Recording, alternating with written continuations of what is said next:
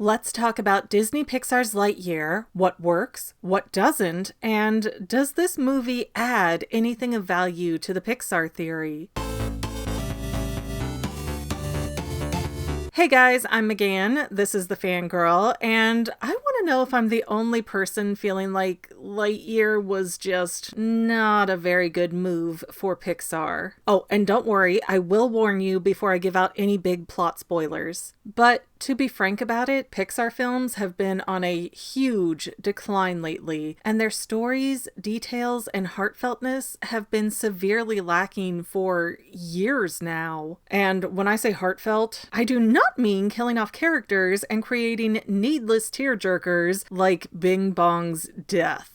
Honestly, Pixar's larger move away from that nonsense has been refreshing at this point. But in general, I find myself unable to really care about a lot of Pixar's characters or their plights. And it's all because they're lacking those little humanizing moments that previous films have given us. For example, Buzz Lightyear in Toy Story can feel like a very unlikable character until his I will go sailing no more scene, where he tries and fails to fly. We can empathize with wanting something and not being able to obtain it and have that moment of realization hit you. And that makes us root for Buzz later when he's able to do a mock flight to get into the van with Andy. Or another example, when we get to the end of The Incredibles and Mr. Incredible says, "I'm not strong enough," in regards to risking the loss of his family a second time. And suddenly everyone watching has sad, watery eyes because we empathize with this man who is pretty much tough enough to move mountains, but he can't take emotional damage. That would be the thing that destroys him. Those kind of little touches matter in sculpting a character that the audience can connect with. And then Pixar said they're done with sequels, so they gave us Lightyear, which is technically different than a sequel as it is a spinoff.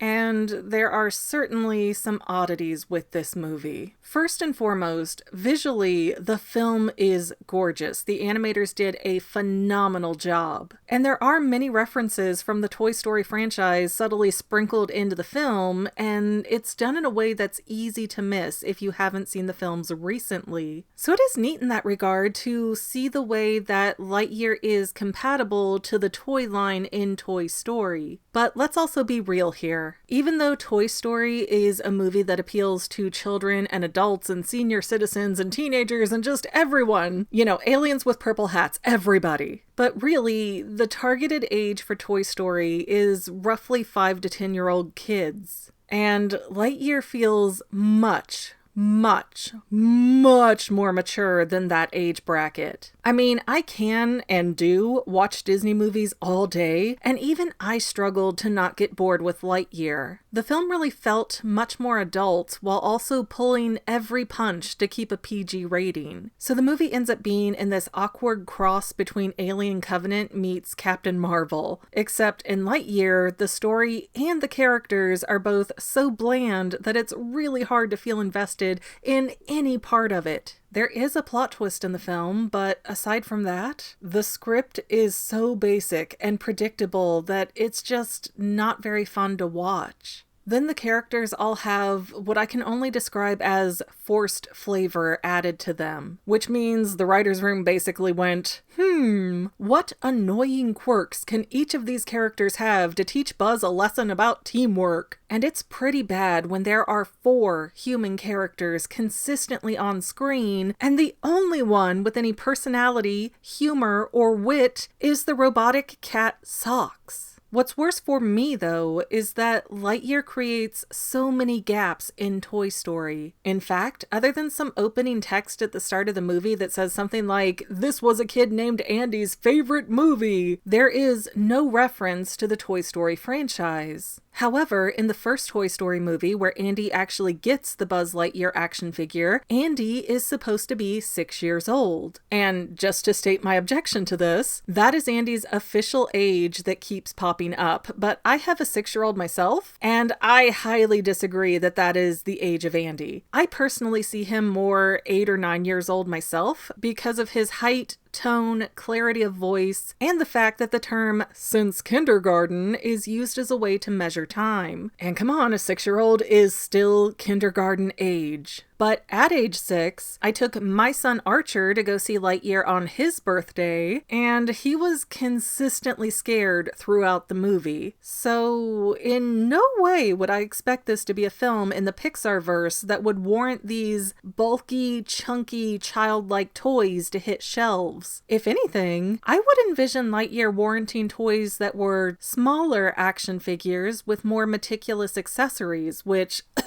is exactly what is being released on actual store shelves for this movie. So, who was using the company brain cell for this one, Pixar? A movie like this that is so big with these dark undertones isn't very likely to create a big toy franchise where Buzz is like a 12-inch figure. Then we have the issue of Zurg being the only other toy in the Buzz Lightyear line in the Toy Story movies, and that again creates contradictions. As we see in Toy Story 2, Woody's Roundup was such a popular show that they made Woody, Jessie, Bullseye, and Prospector toys. Why? Because they were all selling! Yet in Toy Story, only Buzz and Zurg figures are made, despite the fact that Buzz's crew offers us 3 other humans in Lightyear, and Socks the cat that would make a fantastic addition to a toy line. You know, cute animals sell really well. And again, this is something that the Lightyear toys have given us. We have Socks the cat on shelves. And sure, as someone who's a toy collector myself, yes, the hero toy always needs a villain to fight. But the friends of the hero are also quite decent sellers too, especially in a situation like the Buzz Lightyear figure, which sold off the shelves and were impossible to get for a while. The first thing that marketing would have done is try to squeeze more product out of the Lightyear movie. And they even go into this problem in Toy Story 2. When the Buzz Lightyear figures stop selling, they slap a specialty belt on the figure to try and sell more product. So they were trying to market more ways to sell the Lightyear franchise. Yet it never occurred to them to put the cat on the shelf or put the other human characters on the shelves. It doesn't make sense in hindsight. And I know that this is a movie from a movie, so I'm way overthinking this. But if Pixar is going to have a reputation for setting up these beautifully constructed universes that follow rules, then we can't go around smashing and breaking those rules. When they do that, it makes Lightyear come off all the more like a cheap, easy money grab that had no heart behind it. I also find it odd that if Lightyear was Andy's favorite movie, how did that never influence the storylines that Andy made up? Let's be honest, even the most creative of kids are going to hit a wall at certain points, and they will spend at least some time using a toy to reenact the film it's from. So if there is a source material available like Lightyear, that should have constructed some of the way that Andy played with Buzz. Believe me, I have tripped over enough Radiator Springs replicas to tell you that this is a fact. So Andy's free play with Buzz is sort of atypical for the kind of play pattern you would expect to see right away. And yes, Woody also had a series, that's true, but Andy had never seen it to be able to replicate it. Or if Andy had seen Woody's Roundup, it was long enough ago in his early childhood that he's forgotten it and Woody is something different now. Then, and here comes the spoiler for the movie, I spent all of Lightyear kind of chuckling to myself about Toy Story 2 and the I Am Your Father Star Wars spoof that they did. And I was like, oh, that surely won't make it into this very serious Lightyear flick. But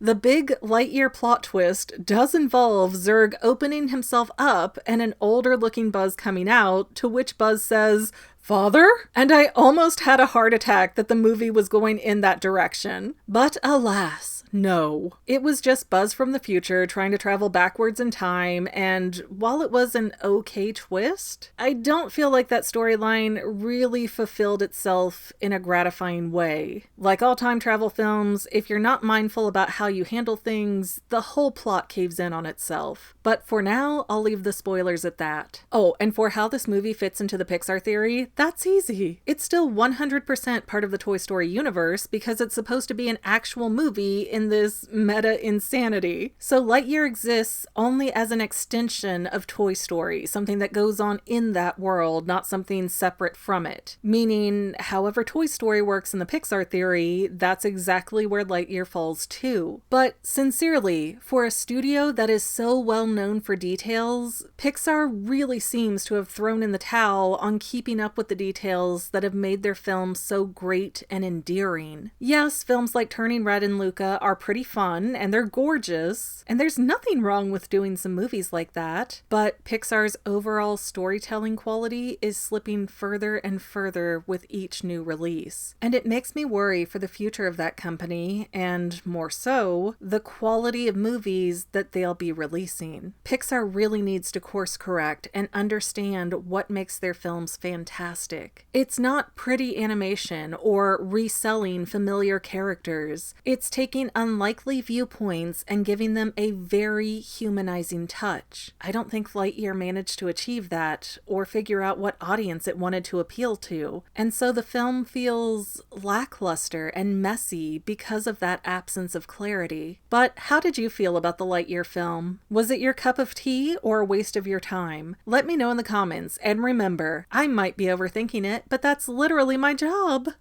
Well, family members, we're almost done, but I want to invite you to hang out with me in some other places. I'm on Twitter and Instagram as my own personal self, and I have a Facebook page too, but I mostly just post photos over there. And sometimes people say, "Hey McGann, I want to mail you something. How do I do that?" Easy. Just click the About tab on my channel page, and my most current P.O. Box info will be right there. I also run another channel, The Family. It's really a hodgepodge channel where we might post anything. Oh yeah, and I also sell shirts and stickers and stuff with the Family and the Fangirl logos. If that is your cup of tea, I have a link in every description of every video. Finally, if you want to help out the Fangirl channel and make sure I'm putting out video essays for years to come, the best way you can help is by subscribing and watching more of my videos, whether they're new, old, whatever. Maybe even share one or two on social media, help spread the word. People who watch to the end of videos like you helps to tell the site, hey, this is a good video, we should recommend it to other people. So if you made it this far, leave me a comment of something like, hey, I made it to the end. Love ya. See you next time, family members. Bye.